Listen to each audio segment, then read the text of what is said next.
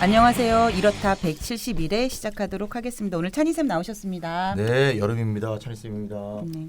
그리고 두구두구 오늘 슈퍼바이저님 나오셨습니다. 반갑습니다. 안녕하세요. 아, 마돈나님은 슈퍼바이저님 굉장히 오랜만일 것 같아요. 저희 거의 1년 만인 것 같아요. 그러니까, 예. 슈퍼바이저님 저랑 눈 좀 마주쳐 주세요. 그 평소에 뵙잖아요. 왜 이렇게 마이크에다가 얼굴을 가리고 계세요? 쑥스러우세요?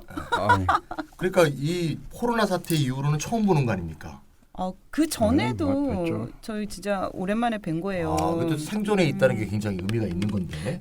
제가 네. 슈퍼바이저님 이제 연구 활동에 대해서 좀 옆에서 지켜봤었잖아요. 네. 그 저는 슈퍼바이저님이 문학소년이라는 얘기를 듣고 깜짝 놀란 사건이 맞습니다. 있습니다. 문학소년입니다. 예. 제가 그 얼마 전에 저는 금민 선생님이랑 인연이 있는 줄 모르고 네. 제가 이제 어느 한 분과 어허. 술자리에서 얘기를 하다가 어허. 그분이 저한테 어. 금민이 내 절친이야 그러시는 거예요. 절친. 네, 그래서 내가 아니 그냥 친구도 아니고 절친이요? 그래. 그래서 제가 또 확인 사살했어. 사살을 했지. 음. 그래서 이제 문자를 보냈더니 슈퍼바이저님이 그러는 거예요. 소울메이트야 그러는 거예요. 그래서 정말 소울메이트? 친했던 정말? 분인데 예. 저는 그분하고 3년 동안 일을 같이 하면서 소울메이트라는 뜻은 자주 안 만난다. 그렇구나. 플래시가 만나지 아, 않고 소울만 만난다. 소울만 만난다. 야, 저거 벌써 문학적이잖아. 그랬구나. 벌써. 그러니까. 그래가지고 네. 그 이제 슈퍼바이저님 음. 고등학교 때 친구분이시더라고요. 그렇구나. 저 전혀 몰랐어 3년 동안. 고등학교를 양정 나오셨죠? 아마 예. 그런데 고등학교 그 친구분이 하시는 말씀이 실은 걔가 문학소년이었어 그러는 거야. 그래서 그래요? 전혀 안 그래 보이는데 그랬더니 그때 당시 썼던 단편 소설 제목을 알려주시더라고요. 뭔데 제목이 뭡니까? 수탉. 수탉, 루스터. 네. 수탉, 꼬겨. 수탉이라는 단편 소설을 기억도 안 나. 썼다고. 정말요. 그러면 문학소년이시고 마돈나는 네. 이번에 등단하셨고 네. 저는 고등학교 때 문예반이었거든요. 그래요? 우리 문학인 3명이 한번 오늘 방송 한번 해봅시다. 네. 그럴까요? 네. 문학 얘기할까요? 네. 네. 하여튼 그렇습니다. 제가 이제 쓸데없이 이렇게 웃고 싶은 거는 너무 이제 사회가 너무 우울하고 네. 웃을 일도 없고 네. 그래서 한번 우리 청취자분들 그럴수록 재밌으시라고 웃읍시다. 네네. 슈퍼바이저님 과거를 까봤습니다. 네. 자, 오늘 주제는 슈퍼바이저님 미리 말씀을 해주셨었는데 포스트 팬데믹 국가의 변화라는 주제를 가지고 오셨어요. 팬데믹 이제 지긋지긋하다 아주 그냥. 네. 팬데믹 그만합시다. 이제 그냥 8번째 정도 하는 것 같아. 그러니까요. 네. 그래서 이게 이제 우리가 몇 번의 방송에 걸쳐가지고 계속 코로나 특집을 하고 있었거든요. 예, 코로나 특집을 계속하고 있다는 건 제가 코로나가 안 없어졌다는 얘기잖아요. 지금. 그렇죠. 없어지기는커녕 잠시 소강 상태가 있었던가 싶은데 네. 지금 계속 뭐 7차 감염까지 이어지는 데다가 재난본부에서 계속해서 지금 문자가 오고 있어요. 저희 동네 같은 경우에도 학교에서 퍼졌더라고요. 네. 그게 좀 걱정이 학교. 됩니다. 지난 방송에 이어서 오늘도 코로나 특집인데요. 지난번 170회도 코로나 관련한 방송이었습니다. 그렇습니다. 예. 특히 아시아 태평양을 중심으로 한 지정학적 변동이나 그리고 중미 갈등을 중심으로 한 전 세계적 파장을 다뤘던 아주 그렇죠. 인상적인 방송이었는데요. 아시아 태평양이 인도 태평양으로 넘어가고 있는 네, 그런 맞아요. 얘기였었죠. 맞아요. 이제 예. 그리고 오늘 방송에서도 네. 비슷한 내용이 다뤄질 수도 있을 것 같은데요. 네. 특별히 이번 주에 방송 주제를 이렇게 잡은 이유가 뭔지 좀 알아보도록 하겠습니다. 코로나가 지금 우리가 계속 기승을 부리기 때문이겠죠. 이제 코로나가 거의 이제 일상의 한 부분이 아닐까 네. 싶은데 사실 유럽이나 많은 나라들이 이제 대봉쇄를 하지 않았습니까?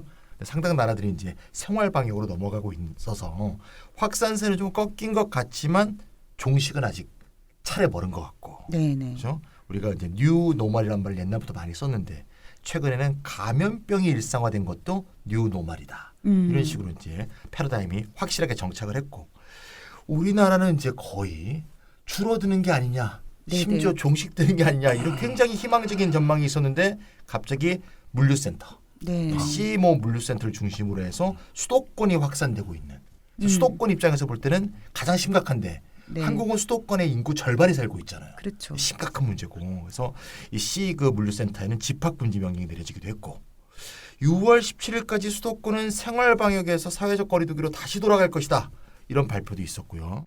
계속 소규모 파동이 일어나고 있는 상황이다. 네네. 이때 이제 우리가 지금 재난지원금은 이제 거의 다 풀렸죠. 그래서 네. 지금 지급률이 한 97%에 달한다고 하는데 이것도 이제 풀렸고 네. 2차, 3차 추경도 이야기되고 그래서 우리가 뭐 늘 코로나 관련 방송만 할 수는 없지만 네. 아마 이 슈퍼바이저님이 한번 좀 정리해 주는 게 의미가 있을 것 같아서 아마 슈퍼바이저님이 이번에 또 주제를 택한 게 아닌가 싶습니다. 네, 뭐 네.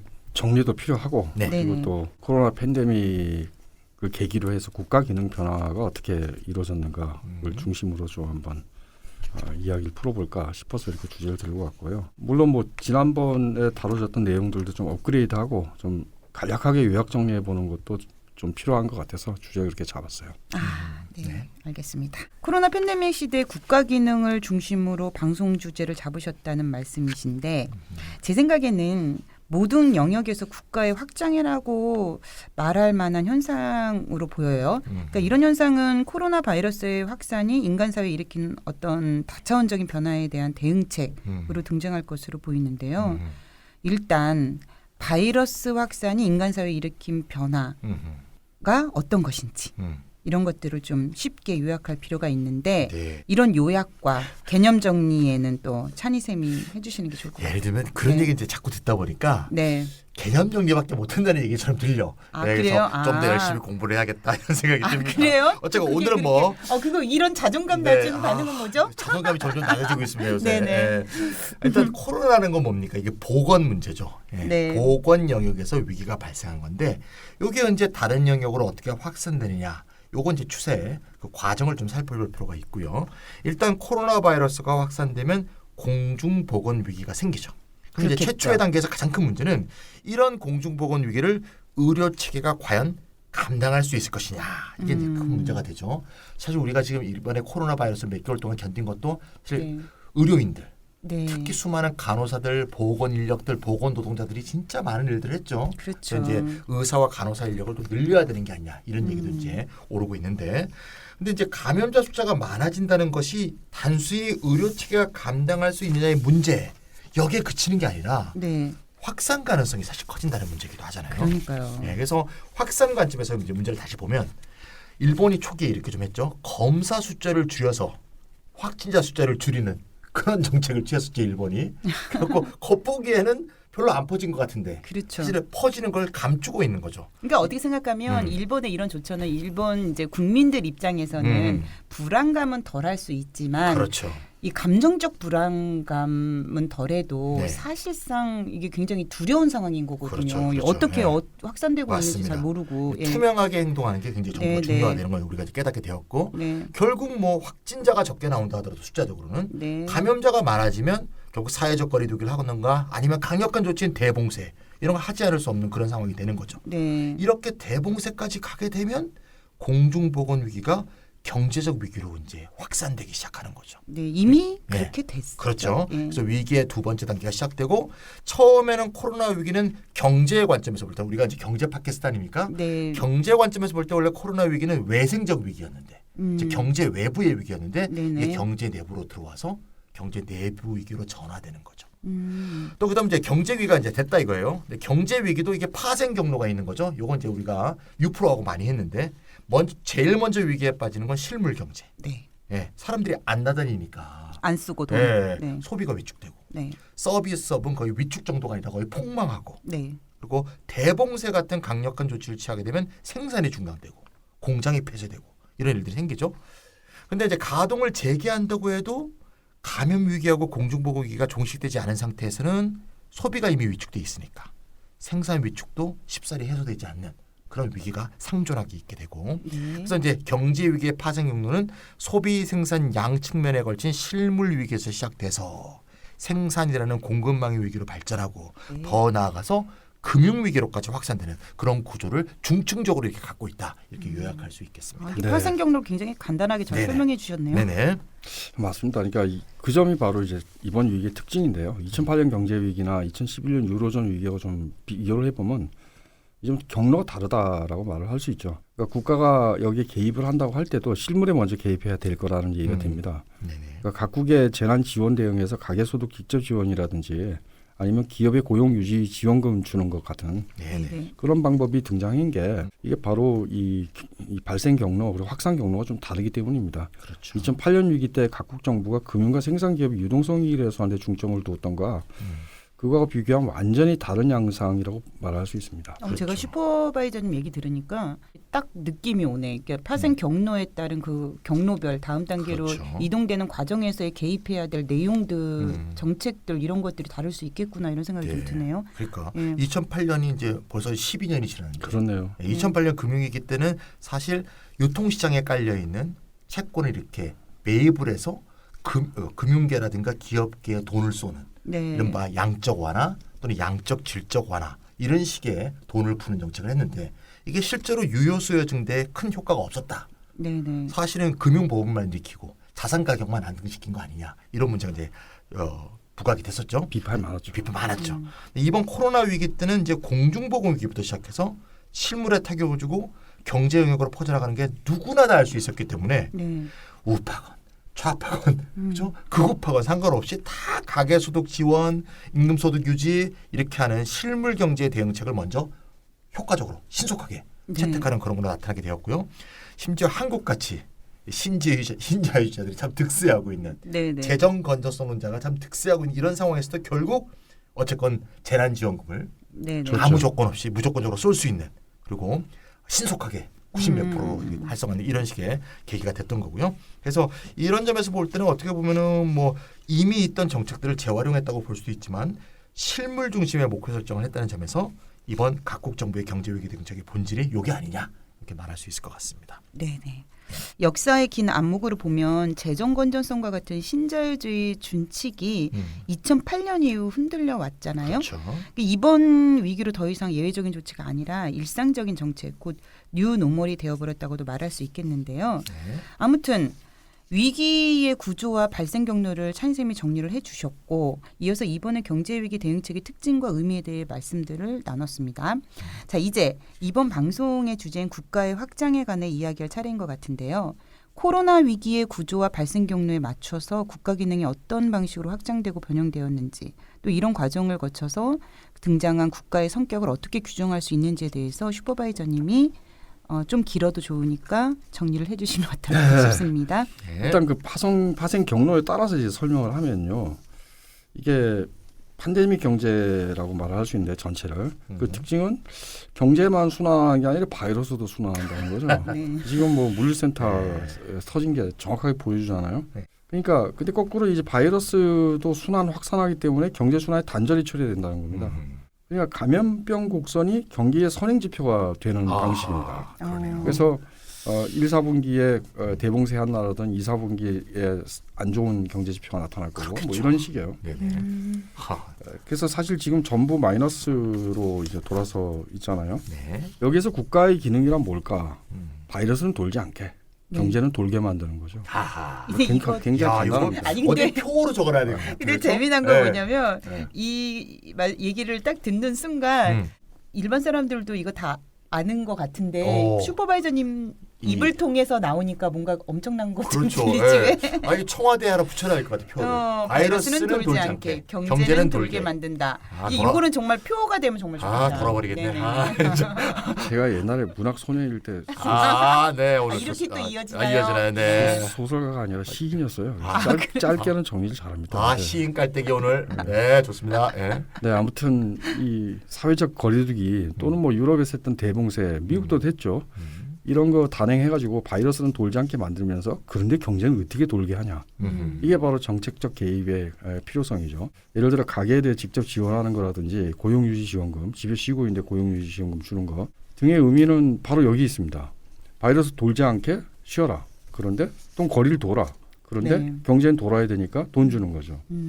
한편으로는 국가의 역할이라는 게 한편으로는 확산을 차단하는 권력이에요. 차단 권력. 근데 다른 한편은 순환을 보장하는 권력. 네네. 그러니까 이 단절을 메워주는 권력인 거죠. 네네. 그래서 앞에 부분을 방역 권력이라 부를 수 있을 것 같고요. 네네. 뒷 부분을 이제 비상 경제 권력이라 부를 수 있을 것 같아요. 이 두 가지 권력을 쉽죠? 가지면서 큰 정부가 되는 건가요? 어마어마한 정부가 등장. 방역 권력과 비상경제. 그러니까요. 이것들을 다 정부가 컨트롤해야 되니까 큰 정부가 될 수밖에 없는 둘 다 것 전쟁이잖아요. 같아요. 그리고. 네. 그렇죠. 네. 네. 예전에 슈퍼바이저님이 이렇다 해서 코로나 팬데믹에 대해 처음 다루었을 때 하셨던 말씀이 있어요. 그게 뭐냐면 위기의 파생 경로의 첫 단계인 공중보건의에 대한 개입을 방역 국가라는 개념을 사용해 설명하셨던 것 같거든요. 네, 아간벤 얘기하고 그랬었죠 네. 그때. 예. 지금 설명 들어보니까 바이러스 감염병의 확산을 차단하는 것이 목표라는 건데요. 생활 방역 지침이라든지 사회적 거리두기, 감독, 대봉쇄 이런 직접적 조치에서 방역 국가의 모습을 확인할 수 있을 것 같아요. 그래서 오늘의 주제, 그러니까 국가 기능의 확장과 변형이라는 주제와 관련해서 일단 방역 국가부터 살펴봤으면 좋겠습니다. 네, 일단 뭐 방역 국가 기능이 감염 차단하는 건데요. 근데 이 사회적 거리두기나 대봉쇄만이 그 기능이 아니고요. 확산 위험을 제거하는 목표에서 보자면 뭐 치료제 개발하는 거, 백신 개발하는 것에 대한 지원 이것도 전부 방역 국가의 기능이라 볼 수 있습니다.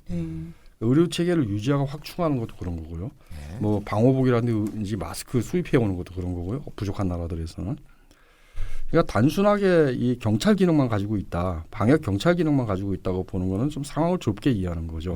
예. 그래서 오히려 이 경제적 측면에서도 방역국가 작동을 한다. 특히 공정보건과 관련된 경제. 예를 들어 치료제나 백신의 임상 실험을 간편하게 해준다든지 이미 한국에서도 그러잖아요. 이미 치료제로 투약을 한다. 뭐 빨리 허가를 해준다. 허가 기준을 낮춘다. 자금 지원을 해준다. 이런 행위에서 엿볼 수 있을 것 같습니다.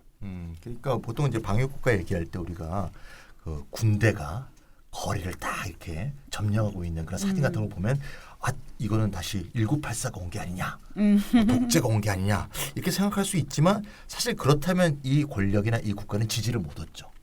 사실은 이 국가가 행동하는 양식을 보면 철저하게 경제적 계산을 위해서 움직인단 말이에요. 그래서 우리가 그때 공리주의란 말도 썼는데 최대 다수의 방역을 위해서 기본권에 제한을 가하는 거죠. 공리주의가 뭡니까? 최대 다수의 최대 행복 아니에요. 그렇죠. 최대 다수의 최대 건강을 위해서 기본권에 제한을 가하기 때문에 이것이 작동하는 거죠. 많은 사람이 지지도 얻고. 예. 맞습니다. 그러니까 방역 권력 작동 방식에 분명 이제 감염병 확산이 전체 사회에 미친 영향에 대한 경제적 연산이 아주 냉엄한 경제적 연산이 깔려 있다고 봅니다. 네. 그리고 실제 이건 이번에 나타난 21세기적인 이 바이러스 팬데믹뿐만 아니라 이미 푸코의 강의록 안전 영토 인구 이게 이미 77년, 78년의 강의록인데요. 뭐 이 푸코가 19세기 방역 권력을 분석한 적이 있는데 그때도 이 경제적 기초를 굉장히 중요시합니다. 어쨌건 이와 관련된 정치학적인 논쟁들 최근에 마감된 지적 논쟁이라든지 뭐 제가 코로나 첫 방송에 조금 소개했던 기억이 나는데요. 이런 전문적인 논쟁을 더 자세히 다루기보다 오히려 지금 우리가 확인해야 될 부분은 어쨌건 팬데믹 시대의 심연국가는 방역국가다. 이걸 좀 심연국가. 강조할 필요가 국가 있다. 앞에다 심연 붙이니까 뭔가 좀 심연은 깊다는 건가요? 딥 스테이트인데요. 딥 스테이트. 네네네. 치안, 국방, 공공질서 유지죠. 좁은 의미의 국가죠. 네네. 이건 어떤 방식으로 국가가 돼 있던 민주주의건 아니건 네네. 어떤 국가에나 있는 어떤 그 국가의 어떤 심층 차원 네. 뜻하는데 이 심연 국가의 가장 주된 형태가 현재는 방역입니다. 가장 기본이다 뭐 이렇게 기본이라기보다 주된 바닥에 형태. 깔린 주된. 주된. 심연 국가의 가장 주된 기능 국가가 가장 많이 하는 게 이 교통 경찰이라든지 시장 경찰적인 역할보다 방역이거든요. 그렇군요. 힘을 가장 많이 쏟고 있는 게. 맞습니다. 예. 제가 또 하나 또 덧붙이고 싶은 거는 방역 국가의 등장이라는 게 디지털 기술하고 밀접하게 연관돼 있다. 네. 디지털 기술을 점점 더 많이 활용하고 있다. 사실 우리나라에서도 확진자라든가 이 경로 파악에 있어 핸드폰이라든가 그다음 또 뭐 CCTV라든가 이런 걸또 위치 파악 같은 걸 하지 않습니까? 카드. 네, 카드 사용. 무슨 영화 보는 것 같아요. 아니 요즘 제가 그 크라임 종류의 그 팟캐스트를 되게 잠잘 때마다 듣고 있는데 크라임, 그 범인 잡을 때도 네. CCTV와 카드 사용과 휴대폰 이동 경로 뭐 이런 걸로 잡더라고요. 그래서 이제 우리가 사실 이게 처음 시작이 중국에서 시작됐잖아요. 네. 그 다음에 또 한국으로 퍼졌잖아요. 근데 중국과 한국 이 두 나라가 디지털 기술을 이렇게 방역에 선제적으로 활용하는 것에 가장 앞서 있었단 말이에요. 그러니까 처음에 중국이 몇만 명 이렇게 발생할 때 우리가 막 깜짝 놀랐는데 지금 미국은 4만 명이 죽었습니다. 지금.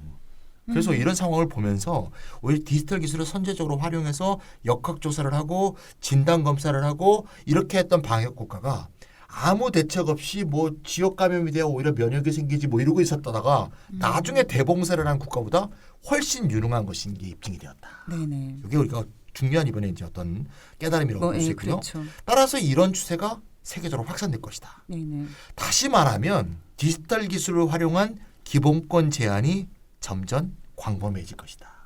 우리가 중국의 사회 신용 체계 얘기하잖아요. 일거수일투족 감시해갖고 신용이 금전적 신용만 있는 게 아니라 그 사람의 사회적 도덕적 신용을 체크해서 그 사람을 감시하는 그 체계가 은전의 방역 국가를 매개로 해서 더 힘을 얻게 되었다. 다수 시민의 지지를 얻게 될 것이다. 더 CCTV를 많이 깔라고 할 것이다.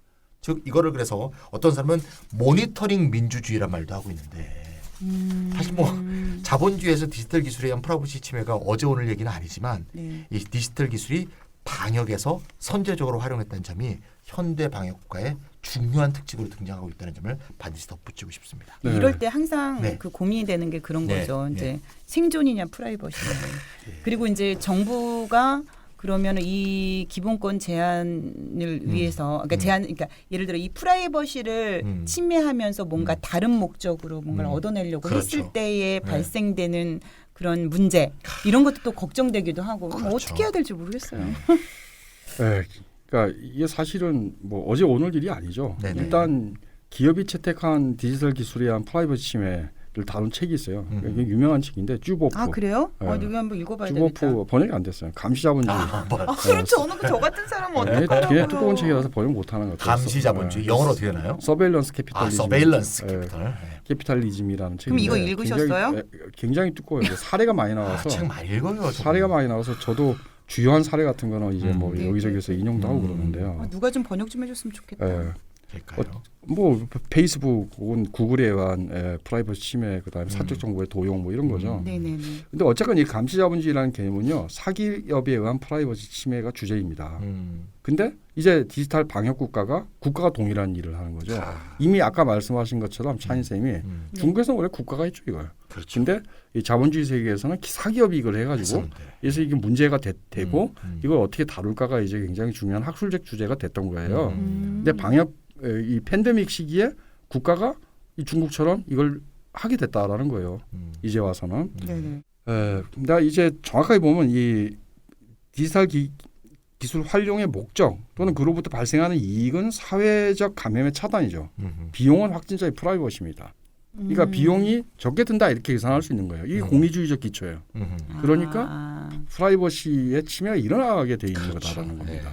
그러니까 프라이버시의 침해를 비용으로 지불하는 대신 감염이 차단돼서 목숨을 건질 수 있는. 물론 감염자 굉장히 많으면 이것도 지지를 받기 힘들겠죠. 그런데 최근에 확진자 이동 경로 공지 관련해 가지고 말들이 많았잖아요. 많았죠. 네, 뭐 결국 확진자의 프라이버시가 아니라 매출이 줄어들게 된 자영업자들 항의도 있었고, 그렇죠. 그래서 그 때문에 일정 기간 동안 공지하고 이후에는 삭제하는 방법을 쓰게 된 것 같은데요. 프라이버시보다는 역시 경제적 순환의 보장이 더 큰 목표라서 그리고 큰 틀에서 보면 바이러스 확산을 차단하고 경제적 단절을 메우는 것이 팬데믹 시대 국가 기능이니까 자영업자들의 항의가 또 중요하기도 하죠. 저도 집 근처에 유명한 김치찌개 집이 있는데 오늘 갔더니 사람이 한 명 앉아 있더라고요. 그래서 어떻게 됐냐 했더니 한 3주 전에 확진자가 다 다녀간 거예요. 동선이 뜬 거죠. 근데 3주 전에 다녀간 거는 사실 지금 별로 의미가 없잖아요. 사실 계속 두는 거는 사실 뭐 감염 차단 측면에서도 별 의미가 없죠. 그러니까 이제 신속하게 어느 정도 뒀다가 빨리 없애는 게 좋을 것 같고요. 근데 이제 더 문제는 한국 사람들이 이 사생활 침해, 프라이버시 문제 사실 별로 관심이 없어.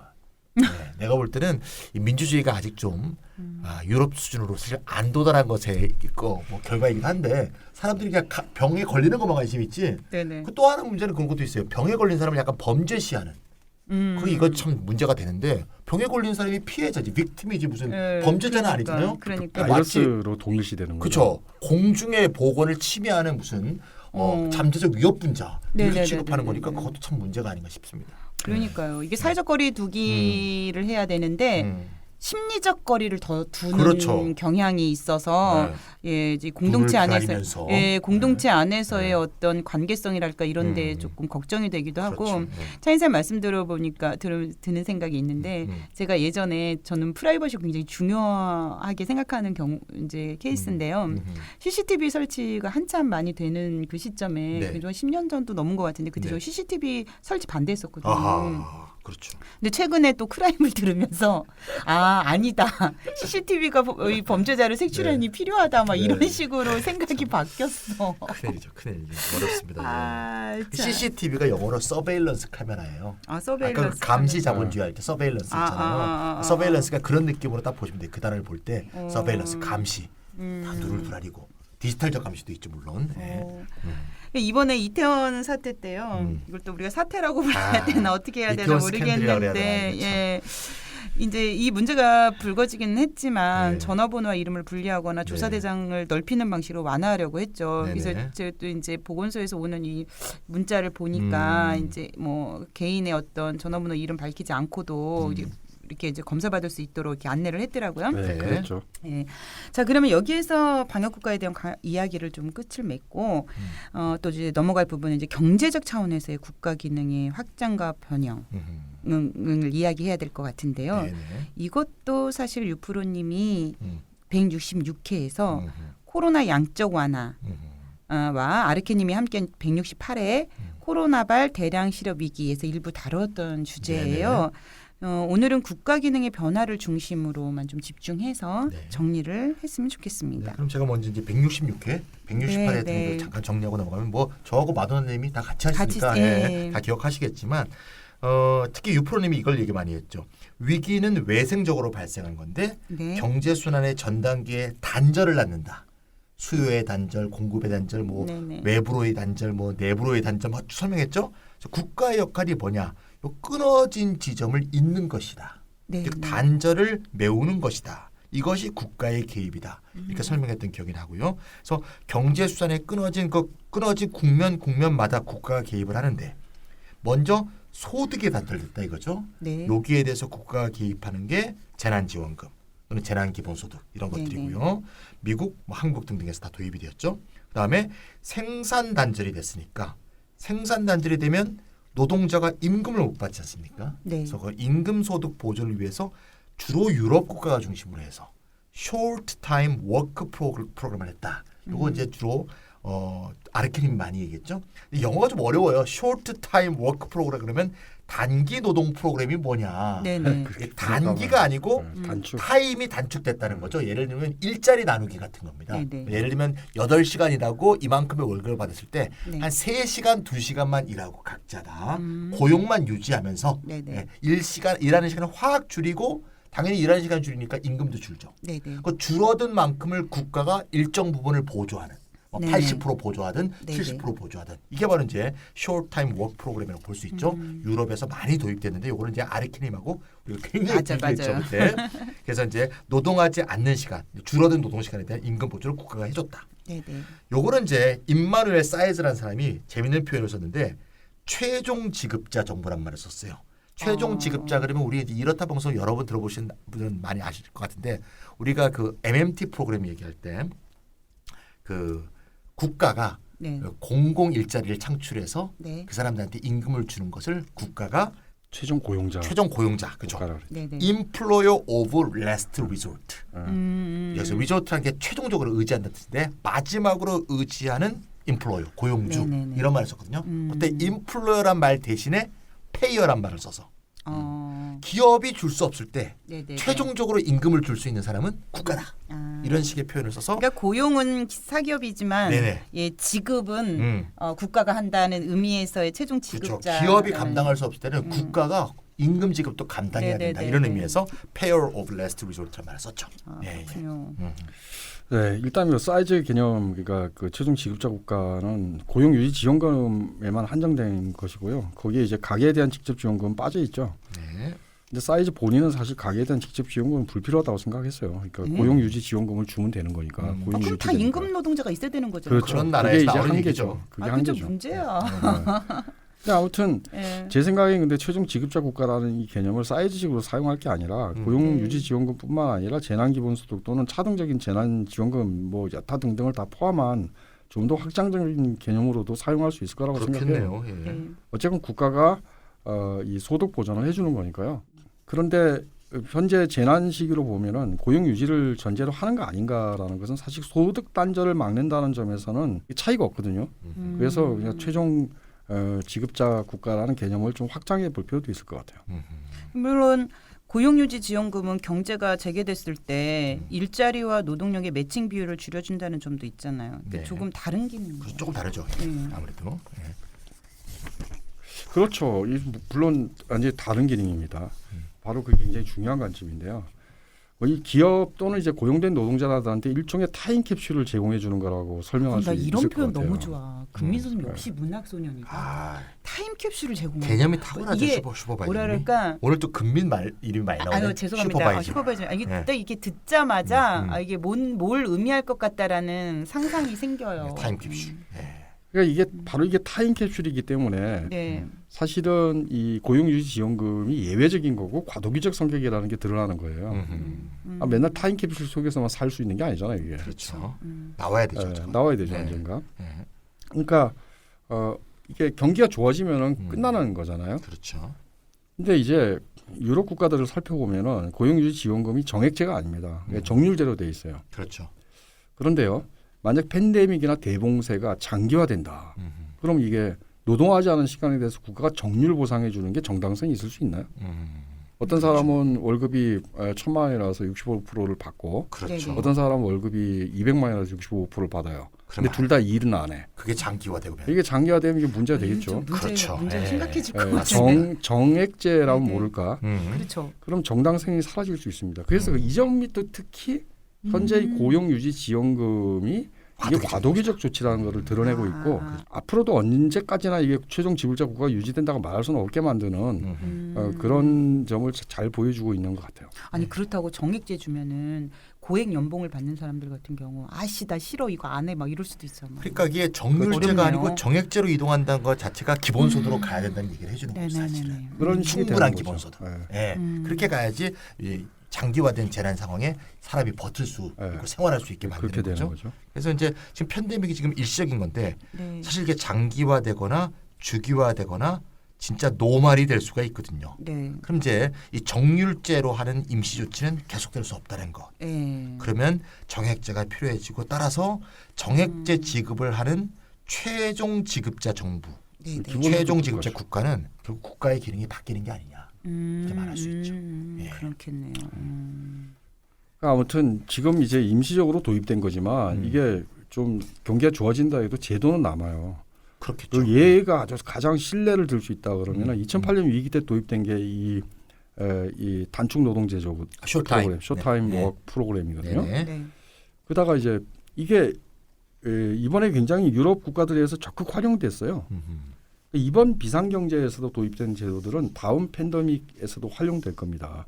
그리고 그 이후에 대해서 굉장히 큰 영향을 끼칠 거라는 거예요. 그러니까 만약에 이번 코로나 팬데믹이 1년 이상 장기화돼서 뭐 대봉쇄 해놨다가 경제 재개가 다시 오고 다시 봉쇄하고 이런 되풀이 된다. 그러면 노동자들 입장에서는 일종의 계절 노동을 하는 것과 유사한 상태가 되는 거거든요.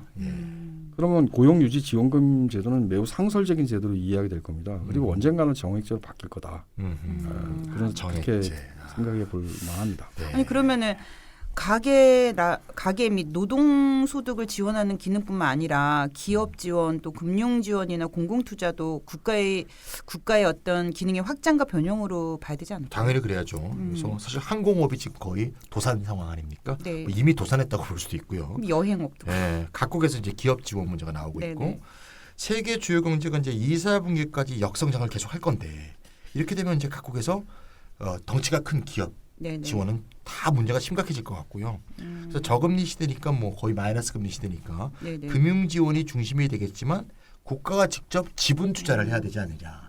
즉 국유화 또는 공기업과 공사 합동 이런 식의 방향으로 가야 되는 게 아니냐 이런 얘기가 나오고 있죠. 아 근데 저는 이런 상황에서 되게 판단하기가 어려운 게요.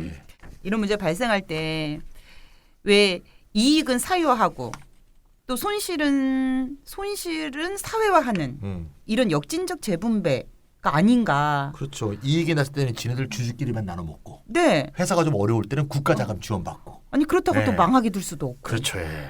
근데 저희가 이제 IMF 때 굉장히 억울한 상황들을 겪었기 때문에 이런 부분 보면은 지분 투자 얘기 나오면 벌써 열받죠. 네, 맞아요. 그때 그랬죠. 그랬죠. 그때 은행에 지원했던 게 그렇게 됐죠. 그렇죠. 공적 자금. 네, 공적 자금. 네. 근데 아무튼 2008년 위기 때 미국에서도 그랬고요. 그러니까 지분 투자나 국유화 이거 예전에 있었어요. 그렇죠. 근데 문제는 이제 경기가 좋아지면은 민간에 매각한다는 거예요. 우리가 여기 생각해봐야 될 게 왜 네. 매각할까? 예. 사실은 이게 재정 건전성 때문입니다. 아하. 뭐 국채를 통해 갖고 그렇죠. 자원을 조달했고 네. 국채라는 것은 빚이고 빚이고. 재정 건전성을 위해 가지고 이 경기가 좋아졌으니까 빨리 이제 팔아가지고 빚을 갚아야 된다. 이런 생각을 하고 있는 거예요. 그러니까 재정 건전성에 구애받기 때문입니다. 근데 결국 이런 방식은 친기업적이고 전체적인 자산 분배나 소득 분배에 대해서도 굉장히 역신적입니다. 그러니까 제 생각에는 경기가 좋아질 때 매각할 게 아니라 국가 계속 지분을 가지고 있으면서 수익을 국민한테 배당하는 방식이 대안이 될 수 있다고 봅니다. 맞아요. 그러니까 소득 지원을 하는 최종 지불자 국가뿐만 아니라 네. 기업 지분을 일부 소유하고 국민한테 배당하는 최종 소유자 국가도 생각해 볼 수 있다. 최종 소유자가. 아 근데 멋있다. 시장주의자들 되게 싫어하겠다 이런. 굉장히 싫어하죠. 근데 어쨌건 이건 시장에서 돌아가는 거잖아요. 완전 네. 두려움까지 겪을 수도 있겠는데. 사실 우리가 시장을 부정하는 게 아닌데. 아닌데 네, 새로운 아이디어에 대해서 이게 벽안시하기 때문에 그런 그렇죠. 거죠. 네. 그러니까 이 아이디어는 어쨌거나 이게 국가의 기능이 더 커지는 거잖아요. 네네. 그러니까 되게 싫을 수도 있겠다는 생각이 국가가 좀 들게 되는. 경영을 할 수는 없죠. 경영 안 그렇죠. 하면 경영은 안 지분을 하고 갖고 있으면 지분만 갖고 배당한다는 거죠. 슈퍼바이저님 늘 하시던 말씀처럼 지금 얘기하시는 거 들어보니까 이 기본소득 재원 유형의 하나인 공유지분권 모델을 말씀하시는 것 맞습니다. 같아요. 네, 맞죠? 공유지분권. 네, 그런 거죠. 네. 그래서 오늘은 큰 줄기에서 국가 기능의 확장과 변형을 정리하기로 한 만큼 비상경제를 계기로 최종 지불자 국가가 등장하고 있으며 위기가 심화되면 최종 소유자 국가도 등장할 수 있다. 뭐 이런 얘기죠. 네. 팬데믹이 장기화된다면 이게 이제 제도화될 것이다라는 이야기고요. 뭐 사실 장기화되지 않더라도 이게 제도로 일단 한번 시행해 놓으면 제도로는 남는 거잖아요. 그렇죠. 예. 그리고 팬데믹이 주기화된다면 뉴노멀이 될 것이다 정도로 우리가 정리를 해볼 수 있을 것 같습니다. 네, 네. 예, 그래서 이어서 살펴볼 거는 세계화의 중단 뭐 이런 문제인데요. 지난 170회 방송에서 팬데믹 이후의 세계 질서, 각자 도생의 시대가 온다라는 제목으로 알파존님과 함께 다뤘습니다. 차인쌤도 그때 같이 있었으니까 네, 네. 기억나시죠? 네. 그리고 팬데믹은 글로벌 공급망의 재편을 촉진하고 있는 것 같은데요. 이는 중미 갈등, 게다가 중국 정부의 권위적이고 민족주의적인 정책 변화, 그렇죠. 예, 트럼프 행정부의 포퓰리즘 때문에 지정학적인 갈등, 또 군사적 질서 재편까지 이어지고 있다는 얘기를 그때 우리가 했었던 거죠. 오늘 소성리에 사드가 확실히 배치가 됐죠. 오늘 네. 난리 났죠. 이게 바로 지금 발생하고 있는 상황입니다. 그러니까요. 소성리도 그랬죠. 예. 그리고 엊그제 홍콩 인권법과 인권법 이어진 통과됐죠. 미국의 대응 양상이 약간 시위만 이런 해도 것을 잡혀가는. 보여주는 어떤 징후 아닌가 이런 생각이 좀 들어요. 맞습니다. 예. 네. 네. 그젠가요? 요즘 거의 저널리스트로 변신한 그 철학자 그 슬라보의 지적이 진짜? 인디펜던트에 기고를 했어요. 그리고 제목이 그래요? 아주 무시무시했습니다. 신태평양 전쟁의 개막이었어요. 신태평양 전쟁의 개막. 전쟁의 개막. 근데 워낙 지적이 좀 세잖아요. 네. 원래 메시지가. 네. 네. 어쨌건 그 사람이 이제 팬데믹 위기를 지금까지 보건위기, 경제위기, 멘탈 위기 이렇게 3중 위기라고 그랬거든요. 네. 근데 엊그제부터 전쟁 위기까지 넣어서 4중 위기라고 그랬어요. 그게 또 신태평양이야. 전쟁까지. 네, 그래서 이제 이 멘탈 위기에서 전쟁 위기로 어떻게 전개되는가를 그렇죠. 이제 장황하게 썼고요. 중요한 문제는 이런 문제가 팬데믹 때문에 갑자기 생긴 건 아니라는 겁니다. 팬데믹 때문에 가속화됐다. 이게 이제 제 생각이고요. 예를 들어 뭐 이미 화웨이 제재 때부터 중미 간의 기술 패권 전쟁이 있었고 이게 드러나 있었던 거고 또 플랫폼 경쟁도 있었고 이런 추세가 계속 이어져 오고 있는 거죠. 아무튼 미국이 최근에 반도체 공급망을 영내화하겠다는 움직임을 보이고 있고요. 이건 뭐 한국에도 큰 영향을 끼치겠죠.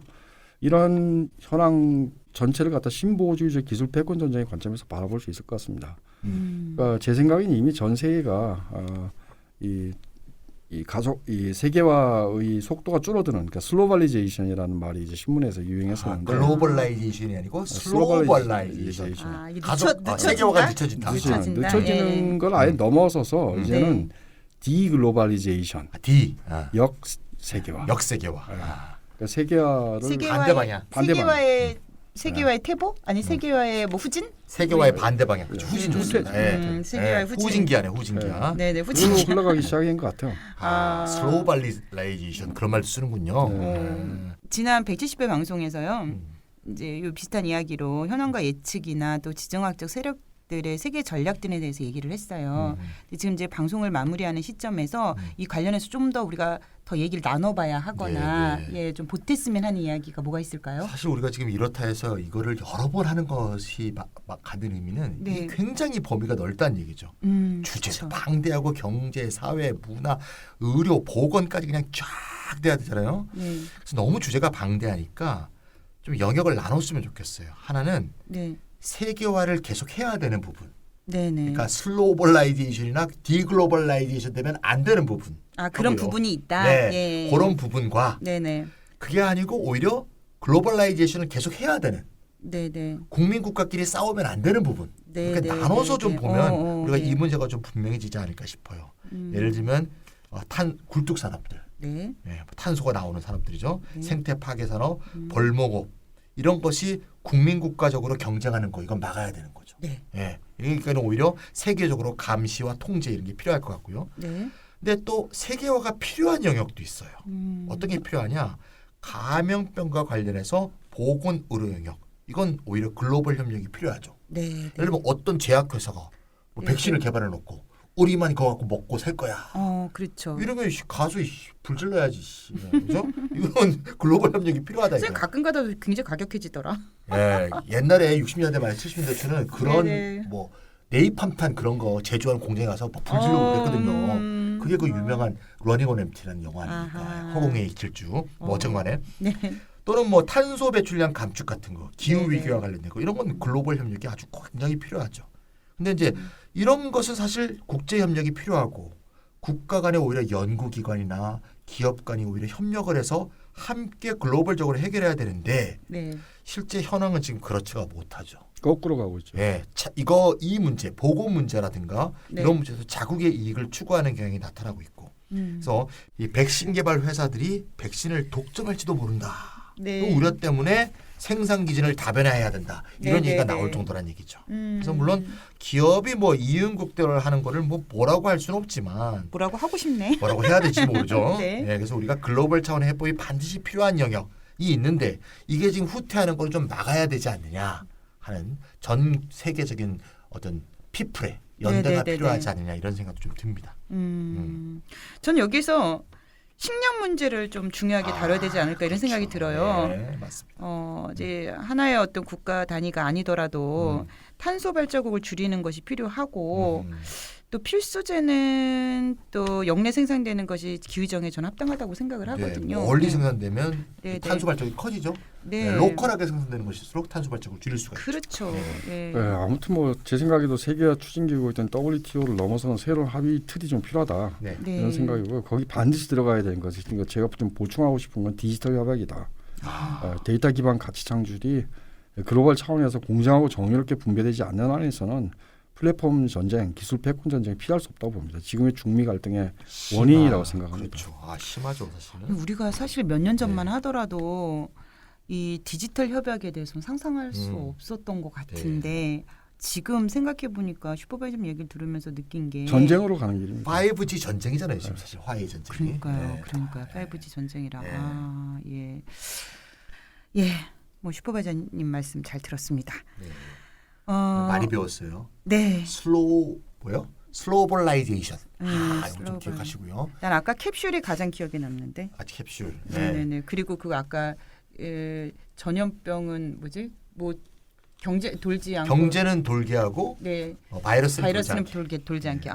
그다음에 최종 고용주 정부에서 네네. 최종 지급자 정부로 네네. 최종 소유자 정부로 이렇게 가는 이거 멋있습니다 이거. 그것만 그 키워드만 기억을 해도 그렇죠. 오늘 다뤘던 방송 내용을 어느 정도 되짚기가 네네. 좋을 것 같아요. 맞습니다. 예. 예, 오늘 방송에서는 팬데믹을 통한 국가 기능의 확장과 변형이라는 주제를 다뤄봤는데요. 혹시 마지막으로 두 분 정리해 주실 말씀 있을까요? 네, 우리가 그렇게 이제 다뤄봤는데 네. 어쨌건 팬데믹을 맞아서 국가 기능이 이제 확장되고 변형이 됐는데 어쨌든 위기 관리적인 통치성을 벗어나지 못했다는 생각이 좀 들고요. 네. 그래서 원인을 제거하는 개입은 하고 있지 않다라는 생각이 듭니다. 어쨌건 뭐 꼭 나쁜 건 아니죠. 위기 관리라는 게 필요한 거고요. 새로운 것이 등장하려면 현재의 문제점에 대한 대응 과정을 거쳐야 되고요.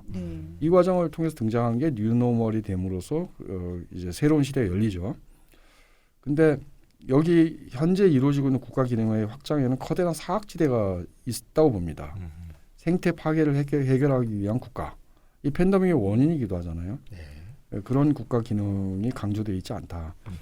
뭐 사람들 사이의 거리두기가 감염의 확산을 막을 수 있죠. 그리고 경제 주체 사이의 단절을 막아주는 이제 국가의 경제적 개입, 경제 순환에 도움을 줄 겁니다. 근데 이 팬데믹의 원인을 제거하려면요, 사람과 사람의 거리두기가 아니라 동물들의 생태계에 대한 사람의 문명의 거리두기, 일종의 존중을 해줘야 됩니다. 네. 국가 기능의 확장이 사실은 제 소망으로는 이런 생태적 사각지대까지 포괄해서 이루어질 때만 팬데믹 위험으로부터 진정으로 인류가 해방이 될 거다 이렇게 생각이 듭니다. 우리 나중에 이 주제로만 이 생태적 사각지대까지 포괄한 팬데믹의 어떤 그 대응 방안 이런 거 한번 다뤄주시면 어떨까요? 생물학이라서. 그러니까 생물학자를 한번 초대를 해보시던가. 그럴까요? 저희 예. 이쪽 보면 갑자기 막 네. 듣고 싶은 생각이 우리 드네요. 이제 또 우리 기본 출연진이 아닌 분들의 또 생각 좀 네네네. 포괄적으로 들어보면 좋을 것 같아요. 네네. 뭐 지금 우리가 코로나 바이러스 돌고 있지만 이뭐 네네. 백신이 나와야 되고 네. 그다음 또 뭐 치료제도 개발이 돼야 되는데 네네. 그거가 뭐 개발이 된다고 해도 네네. 이 생태 위기, 생태 파괴로 인한 이 글로벌적인 네네. 어떤 위기는 극복이 안 되는 거죠. 네네. 사실 최근에 정부도 한국적 뉴딜 안에는 네네. 그린 뉴딜이 포함된다라는 뭐 그런 식의 사후적인 언급도 나오지 않았습니까? 근데 과연 그 그린 뉴딜에서 과연 이런 생태 위기를 극복할 수 있는 대안이 과연 포함이 되어 있는가? 이런 부분에서 상당히 참 아쉽죠. 너무 아쉽습니다. 그래서 이게 그러니까요. 그린 그냥 이름만 붙여놓고 네네. 그 내용에서 그치면 사실 이명박의 녹색 성장하고 도대체 뭐가 다르냐? 네네. 이명박의 녹색 성장에서 토건을 빼면 이게 지금 문정부의 그린 뉴딜이 아니냐? 이런 식의 얘기까지 나올 정도니까 우리가 이 기후 위기의 심각성을 좀 더 느끼고 이 문제를 이렇게 국가적 차원에서 더 나아가서 세계적 차원에서의 의제로 잡아나가는 최근에 제가 기후 위기 운동가들 만나보니까 너무 힘이 빠져 있더라고요. 아 그래요. 약간 문정부 출범할 때 좀 기대를 좀 했던 사람도 있나 봐요. 근데 네네네. 전혀 반대 방향으로 움직이니까 과연 가능한가 하면서 굉장히 의기소침해 있더라고요. 좀 더 이럴수록 이 방송을 들으신다면 힘을 내셔서 지금부터 또 다시 우리가 전진해야 되지 않을까 이런 생각이 듭니다. 저는 이제 슈퍼바이저님, 뭐 알파존님, 아르켄님 이 코로나 팬데믹 관련해서 방송을 하면서 드는 유프로님. 생각인데 유프로님까지 빼면 안 됩니다. 저 빼면 안 되죠. 네. 방송을 함께 하면서 네. 그런 생각이 들었어요. 이게 어떤 지구가 주는 어떤 메시지인가? 이 팬데믹으로 얘기죠. 인해서 우리가 다양한 고민들을 하게 되는 거잖아요. 맞아요. 뭐 아주 작게는 당장 밖을 나갈 수 없다. 거리를 둬야 된다. 갑갑하다부터 시작해서 어떤 경제적인 위기 부분 그리고 생태적인 위기 부분 나아가서 기후 위기까지. 네. 이게 우리가 이번에 이 팬데믹이 주는 이 메시지를 우리가 어떻게 받아들여야 하고 이것을 해결하기 위해서 정부는 어떤 기능을 해야 되고 어떤 제도를 만들어야 될지 되게 어떤 총체적인 고민들을 안겨주는 시기라고 생각이 듭니다. 네. 거기에 따라서 네. 21세기 인류가 나갈 길이 달라지겠죠. 네, 그렇겠죠. 그래서 저도 이제 점점 방송을 하면서 점점 이게 관심이 너무 깊어지는 거예요. 그러니까 희명국가 얘기하는데 네. 희면 개인이 되고 있습니다. 지금 팬데믹으로. 뭔가 예. 좋은 소설이 하나 나올 것 같습니다. 박원호님의. 과연 그럴까요? 네. 네. 자 그러면 오늘 이렇다 방송 172회는 슈퍼바이저님과 차인생과 이야기를 나눠봤고요. 예, 청취자 여러분 다음 주까지 건강하시기 바랍니다. 안녕히 계세요. 안녕히 계세요.